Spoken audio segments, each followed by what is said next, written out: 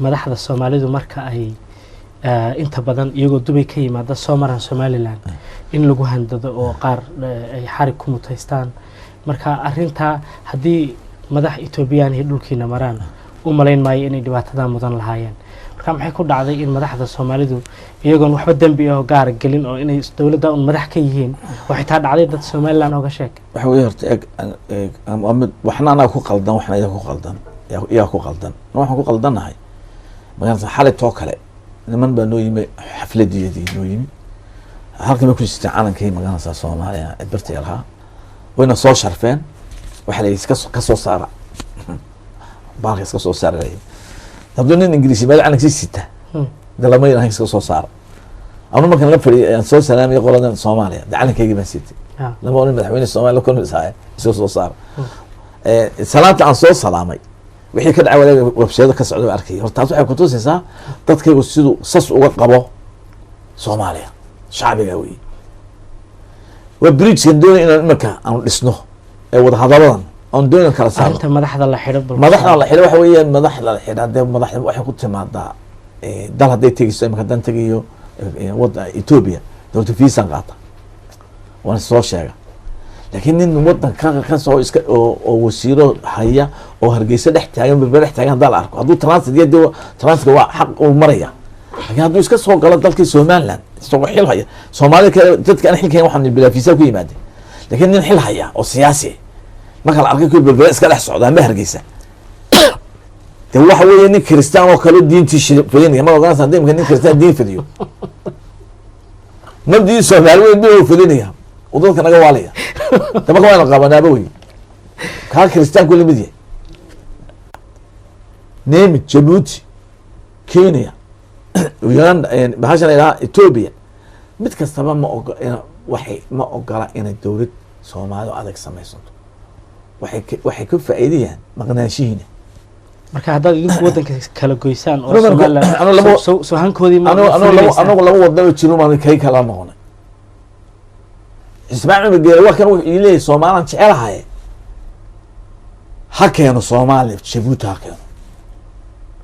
anoo hore laba keen ha keeno Ethiopia ha keento in Soomaaliya shanaad Kenya Soomaaliya ha keeno NFD shanta Soomaaliya kuwaas laakiin wax Soomaaliya dadka dush ka saaray ama garan mayno wax ka saaray shanta Soomaaliya bay heelay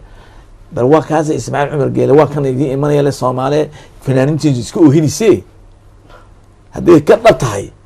يعني سكوس وهو صومالي يماد لكن Somaliland مر دمبه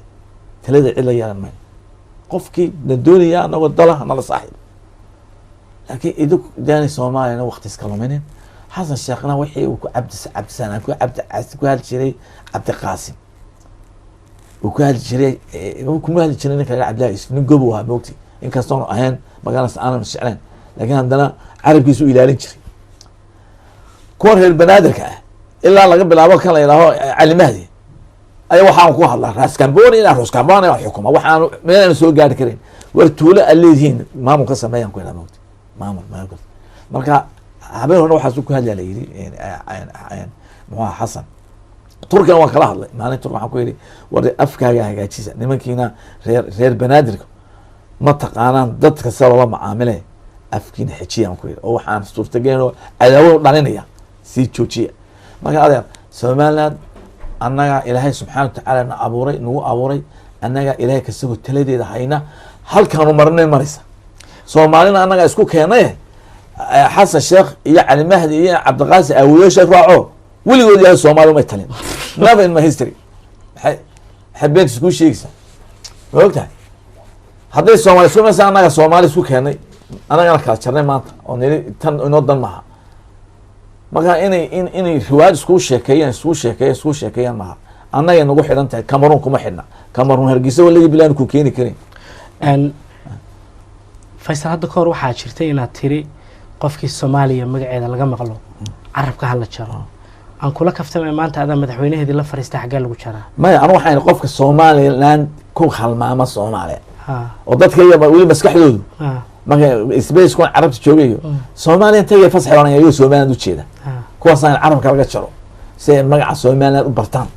inanta reer Puntland kuma qaldanto Soomaaliya Puntland ta gurta kuwayga miya ilaa hadda Soomaaliya hadii baan yani saan u fiirin waa kuwaasaan la hadiyay anu Soomaaliya waxbaan wanaag badan tabacsanahay markii Ethiopia haysanigi qoray ka hadli jiraan hay laakiin waxaan leeyahay raas Kamboni ilaa raas Kafoni ma xukuma joojiya waxa ma xukuntaan tuuladii ma xukuno ilaalinaya magaranaysa sawaaxil ilaalinaya foolxumadiina khaad ka joognaa ما شاء الله. أدب المحسن. السلام عليكم ورحمة الله وبركاته. Thank you very much. كل ما كورتشي. شكرا محسن.